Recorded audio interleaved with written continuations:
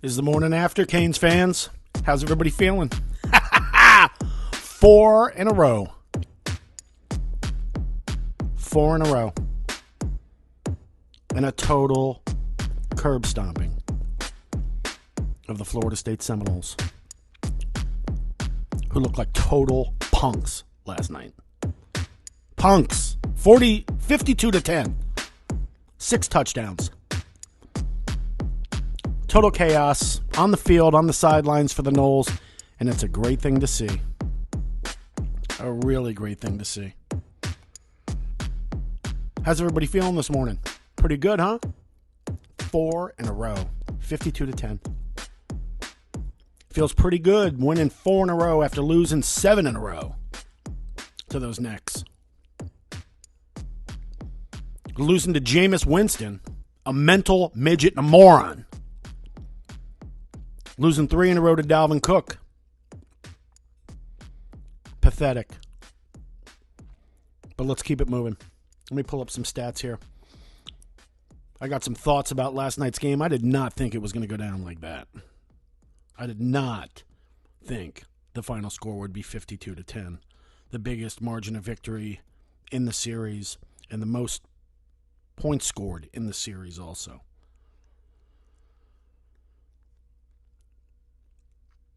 It was good stuff. It was a fun win last night. Man, are we lucky to have De'Aaron King for 1 year, maybe 2. Whatever. However long he's here, it's a great thing. He's catching a little bit of junk on people trying to beat up that he quit on his team or he, transfer portal players or this and that. Listen to me. No one said jack last year about Joe Burrow, so come with that same energy that you had for Joe Burrow as De'Aaron King. These kids have a little bit of power now, a little bit, and they're using it. Scumbags like Butch Davis lied to kids' faces. They leave. There's no repercussions. They go and make millions, but a kid can't transfer? Get out of here. All right, let's pull up the box score. We'll do FSU. Blackman, 16-26 for 120 yards, a 4.6 average, 1 TUD, 1 interception, and a QBR of 29. This poor kid, man. He should have transfer portaled on out. Has there ever been another Nole quarterback to just get destroyed as badly as him in modern history? Ricks, maybe? I don't know who Rodemaker is. He threw 9 times, 5 completions, 47 yards. He had a 10.8 QBR. And Travis was 1 for 2 with an interception. 3 FSU quarterbacks played. 3 of them threw interceptions. Now, rushing, they did a little bit better. Toafili, 8 carries, 64 yards for an 8-yard average. I wasn't super impressed with Miami's defense last night. I realize they're working through some things. Parts of the defense are awesome. They've made some great plays, but they did give up 151 rushing yards to FSU. And that's pretty weak because they're going to play Travis Etienne, Jesse Palmer's boy, his favorite running back. And they're going to have to tackle better than that. Like, you have to tackle at the point of contact. So many guys, like, arm tackling or slapping at a running back's ankles or diving at him. Dude, go watch that Vilma hit on the Nebraska kid again. That's how every tackle should look. No excuses. Corbin, 6 carries, 43 yards, 7.2 yard average with a long of 24. So they had 3 guys bust long runs, 21, 24, and 24. Got to get that run defense tightened up. But then we get, I'm a little bit phlegmy. I don't know why. Seasonal allergies or whatever. The receiving is where it really gets funny. Because you got, that Terry kid had 0. After you guys riding DJ Ivy the first week, riding him, and posting memes of Rumpf, and posting memes of DJ Ivy, he shut that dude down and even got a personal foul called on him. They should have brawled because Terry choked DJ Ivey. The whole team should have came off the bench and stomped Terry. You don't let your player get choked on live television. But this is millennial football. These guys, they probably think it's cool to get choked. Like, hey, wow, look, I went viral. I got choked. Get out of here. One team fumble by Travis. Defensive numbers. I'm done looking at FSU's numbers. They're a joke. A joke, and they deserve it. All those years when Miami was either on probation or coming off probation and had a cloud of uncertainty over the program, man, they flexed over those wins. And those Miami teams were garbage. Dalvin Cook doing victory laps around Joe Robbie Stadium. That kid's a punk. I can't believe Miami lost to him 3 times. He ain't shit. He ain't shit in college, and he ain't shit in the NFL. He's got nothing. He's a decent running back. A second-round running back. He had, 60-something yards last week? Please, get me started. I started to get pissed off last night when they showed the locker room highlight of Winston with the stupid wig thing on his head, trying to get the team fired up. We're going to do it. We're going to do it big, Daddy. Man, is that dude a clown. So glad he flopped in the NFL. Loser. Let's get to some Miami stats. Miami scored 52 points. Half 100. Star of the show, De'Aaron King, 29 of 40. 267 yards, 6.7 average, 2 touchdowns, but 0 interceptions. You can't have interceptions in big games. Guys play Madden. They think they can overcome 3 picks and actually win a football game. Well, this is real life. That don't happen. His QBR was 88.5. All right. Nkosi got in there. 4 of 7, 50 yards, a touchdown. No interceptions. So FSU threw 3 interceptions with 3 different quarterbacks, and Miami threw 0 interceptions, and that's your ball game. Now here's where I've got a little bit of I got some questions about the Miami rushing. You look at the totals, the team totals rushing, it says 200 yards, and that's pretty good.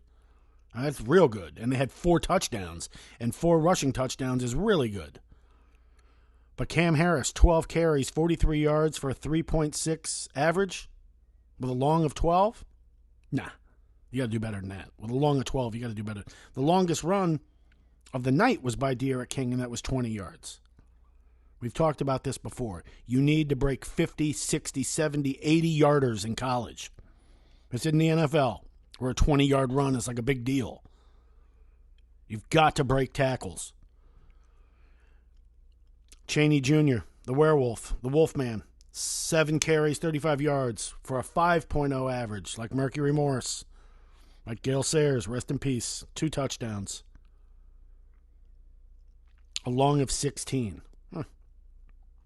Robert Burns, good for him, 4 carries, 28 yards, 7-point average with a long of 13. And Jalen Knighton, 5 of 28, 5 for 28 yards, 5.6 average. That's like a photography thing. No touchdowns and a long of 16. And Perry had 1 run, 1 yard, 1 average. So overall, the running was pretty good by committee, but one of these guys has to step up and be the feature back, because then you start breaking runs. Like, at no point did they break the back of Florida State by running the ball, and that's the name of the game. The name of the game is to try to impose your power on the other team. It's not to out-scheme the other team or to beat them to the corner or to beat them to the cone. You must physically dominate your opponent, and you do that by running the football physically.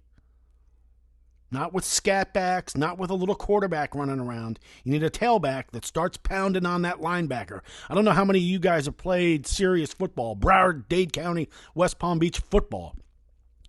But there comes a time in every football game where either the linebacker, sometimes it's a safety, but a linebacker and a running back, and it's usually like in the 3rd or 4th quarter, where somebody's going to wince and somebody's going to get tired of getting run into. Sometimes it's the running back. He gets pounded by the linebacker, and when he gets hit, you sense it. You know, now we can start destroying him. and they should be destroying him. You guys know that whole Barry Sanders style of running attack does not work for me. You don't do figure eights in the backfield and then run 35 yards and run out of bounds. That does nothing for me. And that's why Barry Sanders won nothing. The object of the game is to hurt the other team. Not dirty, just with physicality, with contact, body blows. The way it's supposed to be is late in the third quarter, early in the fourth quarter, it's that linebacker that winces. And the running back hears it, and a few of the offensive linemen hear it, and they're like, come on, let's run it again. Let's run it again. He's breaking. He don't want this no more. He don't want the smoke, as the kids say. He don't want to make that tackle again. So, got to do better in the running game. Especially all three of these running backs, or four with Burns, they all look supremely talented. But long runs of 20, 12, 16, 13, and 16, that just ain't going to cut it. Especially against garbage like FSU, who, while they didn't quit, man, they were fighting with each other on the field and fighting with coaches on the sidelines and fighting with other coaches after the game. They look like morons. They look like fools. And when you play out of control like that, you're not going to win. FSU knows that. They played enough football, good football for years, that they should be embarrassed with these kids. These kids should be hitting the transfer portal and going to junior colleges and other places. There's no place in college football right now for knuckleheads. Or in the world. The stupid people have been marginalized.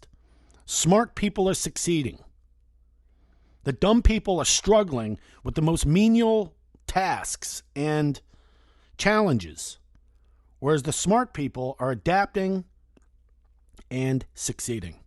And Florida State, they look like morons last night. They really embarrassed themselves. I thought that the game was called brilliantly by Herbstreit and Fowler. I realized late on that Herbstreit wanted a better game. He was feeling sorry for FSU. He's called so many great FSU wins that he was feeling sorry for FSU, just like he's felt sorry for Miami in the past. And probably, will. It's not over. This Miami team is not a great team, people. I think they're going to be seriously underdogs against Clemson. I could be wrong. I was wrong about the FSU game. I thought it would be closer. I thought it would be probably around a 7 to 10 point margin. But I wasn't aware of how pathetic and sad FSU is. I mean, I realized that their doofus coach, God, there's some nerds, have taken over offensive football in both college and the NFL. You take a look at these dweebs that are play callers, because you have to be some kind of mathematician, super organized dude to be able to figure out analytics and trends. That's a downfall. Because these guys think that they want a quarterback that's just going to be robotic and just do exactly what we tell you to do. Okay? Don't think. Do exactly what we tell you to do and execute the plays that we call. That's whack football. That's lame. Canes had that kid last year, the offensive coordinator. That dude was a dweeb. I told you guys he was a dweeb from the first practice when I saw how he interacted with the quarterbacks.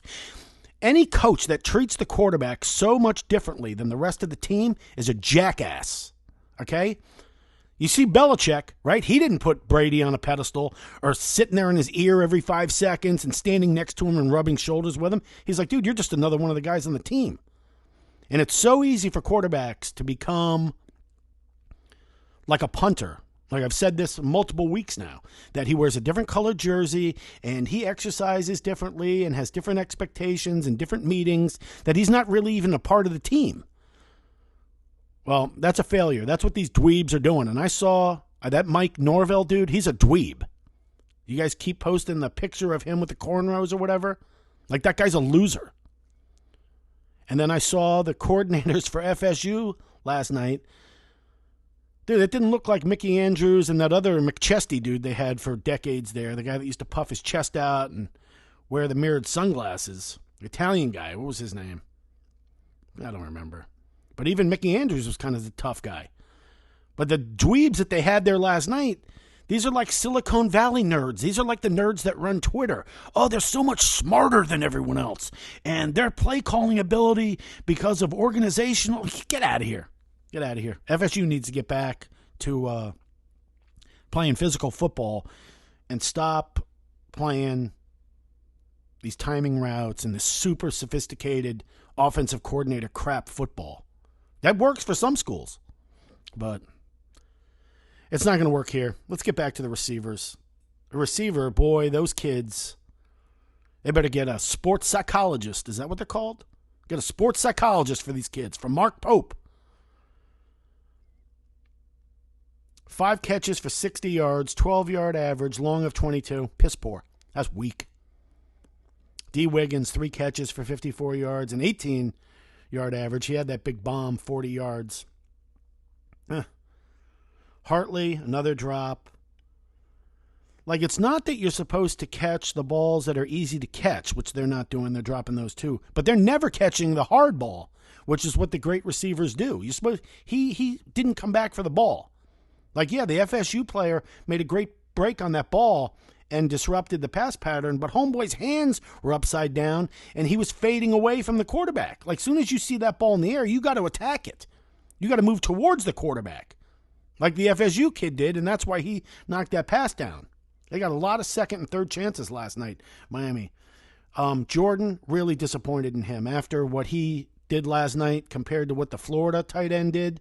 All that talking, all that offseason stuff, and this kid comes up small, 5 catches, 41 yards with 1 touchdown, a long of 24, compared to what the Gator kid did yesterday.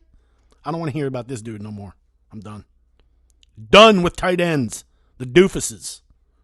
Third tight end. My dad was offensive line, my mom ran track, and now I'm a doofus. Get out of here. I don't know who decided that tight ends were cool. Is this all because of Gronk? Gronk! Dude, let me tell you something. Gronk is not the life of the party. People are laughing at him, okay? He's a meathead. He can't drink and he can't dance. He can run down the field and play football, but he's a doofus. Just like a lot of tight ends are doofuses. Mike Ditka, doofus. Shockey, doofus. Shannon, Big Tooth, Sharp, doofus.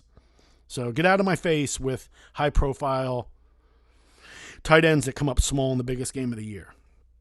Knighton had 3 catches for 35 yards. That's decent. 18 of the long was his longest reception run. Cam, 4 for 20, 5 yards a catch, long of 15. Cam had a good night, short yardage, and I was proud of short yardage last night. They had an early 4th down they converted, and then they ran in a couple short yardage touchdowns, which we haven't been able to do the last couple of years. Last couple of years, it was, first and goal from the 1, loss of 2, then holding, and then attempted field goal, which they miss. Pope had 2 fumbles. He lost 1. Knighton had a fumble. Cam had a fumble, but he got it back. Again, the leading tackler is a safety. Well, second leading is Ragone. He's a linebacker. He had 6 total tackles. Amari Carter, 6 tackles, 5 solos. Zach McLeod, 5. 2 solo. That's weak. With 1 sack, that's okay. 1 tackle for loss. That was a great play he had there. Frierson, 5 tackles, 2 solo, 2 tackles for loss. Bolden. For 52 points, you would have think kids had bigger individual games. But, I don't know, for whatever reason, it just didn't happen. Bolden, Phillips, and Blades with interceptions, but hardly any return yards. Bubba Bolden had an 8-yard return. Kick returns, I guess Pope did pretty good. He had 2 returns for 52 yards, 26-point average, long at 31. That's decent. Punt returns were really poor. Restrepo had 1 for 8 yards. And Pope had 2 for 2 yards. Borregales wasn't asked to do too much. 30-yard field goal, he nailed it, and 6 of 6 for extra points. So he had 9 points. FSU only scored 1 more point than Borregales.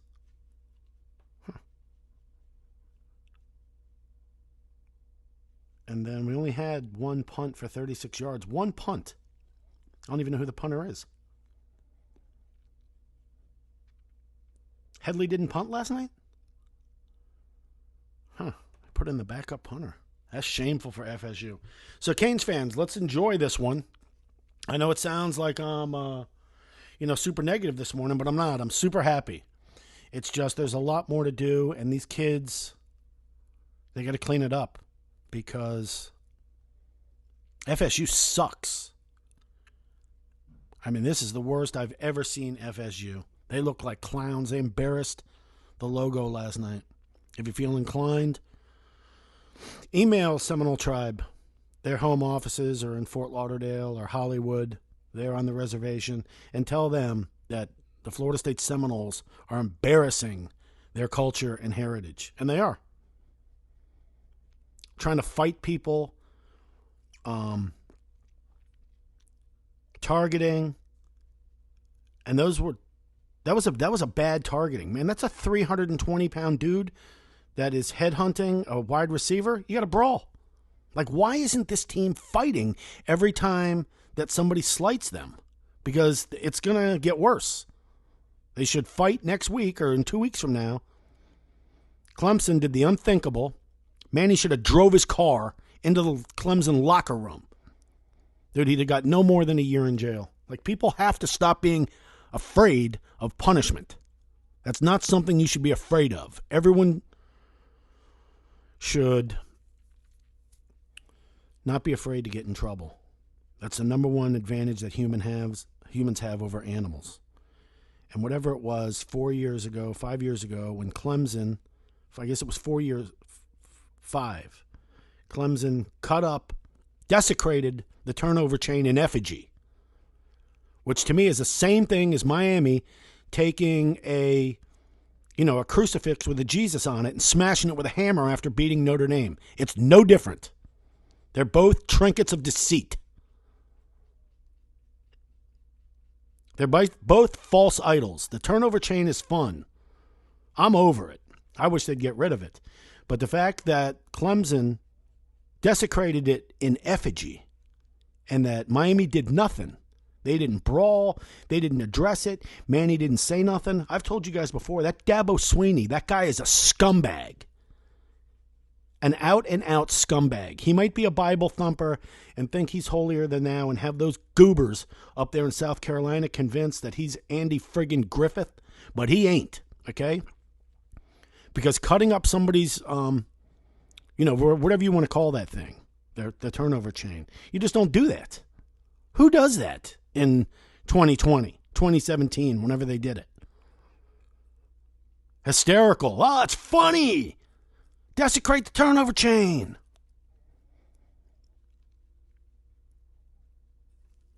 Miami going to get a fake renegade and shoot it on the 50-yard line, put it out of its misery? No, you're not going to do that. And trust me, those goobers in Tallahassee. Have you guys, how many of you have been to Tallahassee? Seriously. Like for more than, a couple hours. You took a school field trip to visit the state capitol. That place is, talk about Andy Griffith, it's even worse. It's Matlock. Like brick buildings and non-level roads. And, there's a reason why those restaurants that they like up there don't ever make it in South Florida. Because people out down here aren't going to eat this goober food. What is it, Zaxby's? Or where's the big place they get the chicken fingers? If your town, the biggest restaurant in your town is known for their chicken fingers, you might want to sit down and stop saying negative stuff about South Florida, which is the American Riviera. Tallahassee is Floribama. It's Panhandle. Those people are eating redfish 3 times a week. If you have to blacken your food with so much like black pepper and cayenne and all this other stuff to be able to choke it down, you got no position to be able to make fun of somebody else's program. And in typical goober fashion, them Matlock boys from up in Tallahassee, they got their teeth kicked in last night. The greatest part about these pandemic games, one, is we don't have to hear that hideous band or bands, because as annoying as the Florida State band is, and that song is stupid, but it works. It works, and it gets under people's skin, but it was so great last night watching that game and not having to listen to that crap. And also not having to listen to the Hurricane band, which stinks. It stunk for 20 years. Like that band, the band of the hour, whatever they're called, they are never tight. Every year I go into thinking like, wow, maybe this is the year the Hurricane band gets their shit together. They come out, they sound like a high school band. There are high school bands that sound better than them. Drop the whole thing. Think about how sad it is for parents of band members who travel to away games to hear their kid, play a trumpet off key. Like, not only do the millennial parents of the current kids hover and go to every single game. Dude, when I was a kid, my mom didn't go to every game. They gave us time to breathe, and they gave us space. You got dropped off at soccer or baseball or football practice. That was your couple hours where your parents weren't leaning over your shoulder. No, not anymore. Every parent goes to every kid's game now, and they stand there like dorks. And you got parents now that even show up to away games to watch their kid in the band play a trumpet badly, or drum corps, or some other nerd instrument. So it was really refreshing last night having the game called by Herb Street and Fowler, 2 of the best in the game. I cannot believe how they did so well being in remote locations, not being next to each other, but they've worked together so often that I guess just hearing each other in the headphones was good enough, because you couldn't really tell that they weren't together. Couldn't tell at all. Game was called very well. They always like to reminisce. I mean, you got to realize these network employees, these guys that work for ESPN and ABC Sports and all that stuff, there's the best trip they can take is, number one, Hawaii, right? They get as far away from the office as possible. They can't be interrupted. They've got spending money per diem. They're being put up in a badass hotel, and they're in Hawaii for a week. The second best would be Miami, because these guys are staying, I don't know where they're staying, the Intercontinental or the Fontainebleau or somewhere. They got drivers. They're going to Prime 112. They're going to the Forge. They're eating at Fontainebleau, at these big-time restaurants. And Miami's an actual city. That's why they want to have the Super Bowl here every time. They don't have Super Bowls in Tallahassee, where everybody can go get chicken fingers. And they've got 16 rental cars available. And they're all mid-size. One year I shot a VH1 special on the R&B artist Monica performing at FAMU's homecoming. The hotel that VH1, it wasn't VH1, it was Viacom, Paramount, that put me up in a hotel with outdoor corridors, like a motel. Like they still are bragging about having cable on the signs of the motels in Tallahassee. Like, yeah, I thought we've gotten beyond that. Like pretty much every hotel in Florida has television and air conditioning. You don't really need to put that on your sign anymore. But that's Tallahassee. Home of the chicken finger. What kind of dipping sauce would you like? Dude, get out of here with chicken fingers. I don't eat a lot of chicken, but I eat chicken breast. All right? I don't eat chicken tender. I don't eat chicken finger. I do eat chicken wing. I don't eat chicken nugget. And I don't eat chicken strip. You got it? It's either chicken wing or chicken breast. Not finger, nugget, tender, or strip. And if you go to Tallahassee, that's what they're going to feed you. Chicken fingers. Would you like honey mustard or ranch with that? What a joke. So in closing, what a great win last night. This one you won't forget. I mean, I don't know what's going to happen the rest of the season. It's nuts out there. You saw Oklahoma lost yesterday. LSU lost yesterday. This is not a typical college football season. But it sure feels good to beat the Noles 4 times in a row. Congratulate these seniors and rub it in the faces of those FSU seniors. They were filthy mad last night. That defensive tackle, filthy mad. He lost control. He had to be calmed down by his coaches. The wide receiver, filthy, filthy mad. Is he a senior too? 0-4 against the Canes. So I didn't really think that the Canes would run back 4 in a row after losing 7. I just wanted to win 1. And I didn't really see, coming out of Jameis Winston and Dalvin Cook era, God, it was bleak for Miami. And then we hired a Seminole coach, Mark Richt, who might have played for the University of Miami, but he's a Seminole. I told you guys this from day one. Well, you know, he's a slow-talking, sort of down-to-earth, old-timey, hokey. Get out of here. That guy never belonged here. And he's still embarrassing himself on the ACC network or wherever they've got him now when he's picking against Miami. What a punk. Thanks for nothing, Mark Richt. Thanks for absolutely nothing. And I know some of you still jock him. You'd shake his hand if you saw him in public. I wouldn't. I wouldn't abuse him. I might abuse him a little bit and call him a Seminole. But I'm surely not running up to him and being like, hey, Coach Rick, can I have your autograph, sir? That guy's the miniature, younger version of Matlock. He's Andy Griffith.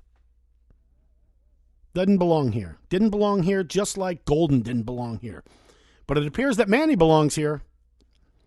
Because Manny threw that long-faced coordinator from last year right on the street and hired this guy, and this guy's got it going on. I think a lot of it has to do with that quarterback. I mean, we're so lucky to have De'Aaron King. That kid can really play. He's the best quarterback Miami's had maybe ever. You know, he's Steve Walsh, but he can run, and he's more athletic and faster. And he's probably, I don't know, better than Vinny, because Vinny was a physical specimen and is still like the largest human ever at the Heisman ceremony. Watch it this year when they line them all up there against the wall and they're like, oh, from Oklahoma, here's Dogface Werfel. Here's Timmy Tebow trying to keep his name relevant. Here's poorly dressed Eric Crouch. And then you see Vinny Testaverde, and he's like a foot taller than those other guys. And those other guys are freaks. Gino, freak. How's Gino younger than me and he looks 20 years older than me? What is that? So we're having a good time. Canes, celebrate. We haven't been doing too well off bye weeks, so we got to reverse that trend. I'm not calling this a must-win against Clemson. This is a must-show up. Like, you can't go out there and get stomped by, 50 points like FSU just did. Miami has to play smart and at least show the rest of the country and Clemson, like, hey, we've gotten a lot better. This is not the team that you beat 58-0. We got to run the ball. That kid Cam Harris can't average 3.6 yards a carry. He has to break tackles and score. And so does Wolfman Don Chaney Jr. You have to break tackles. It's fine to lower your head and run somebody over, but you have to continue running after that. You can't just keep getting tackled by solo tackles in college football. You know what I mean? Well, thanks for listening. 52-10. 4 in a row. Thanks for listening to Better Duck. If you follow me on Twitter, hit me up. Tell me you listened to it so I at least know if anybody out there is listening to this thing. I got no sponsors, no co-hosts. I fly solo. No producer. No engineer. Just doing it by myself. Just doing whatever it takes to get by. Just trying to be successful. Go Canes.